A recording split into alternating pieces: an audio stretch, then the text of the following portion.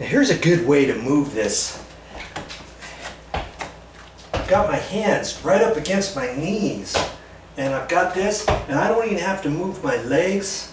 I'm just going to swivel this over, lifting with my legs and swiveling over. See? Now I can get it. Grab, lift, and slide it. Okay, that's how.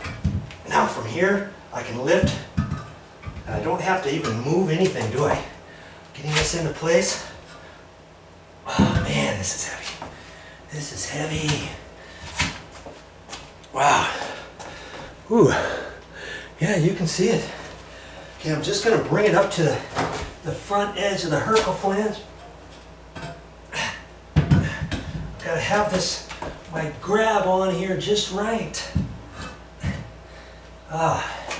See, I've got to lift it, and now I've got to walk it, and I can't see the holes or anything. This is going to be tough. This is where, if you had a buddy help you, he can kind of look at this and say, okay, go further, forward, no, off to the left, forward, backwards, to the right, whatever. Okay?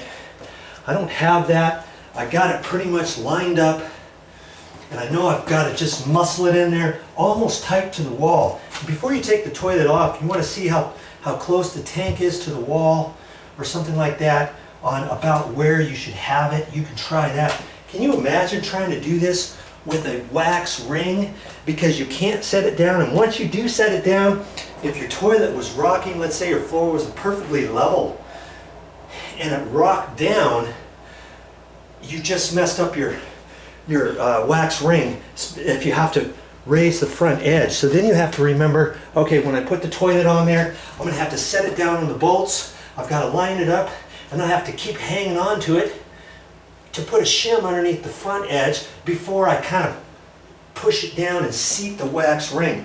Nothing doing anymore. These waxless rings are a lifesaver, because if I push it on there, or I have to lift it back up or anything, it's fine because it's not wax. Well, that's all I got for this time, but I'll be back with more video.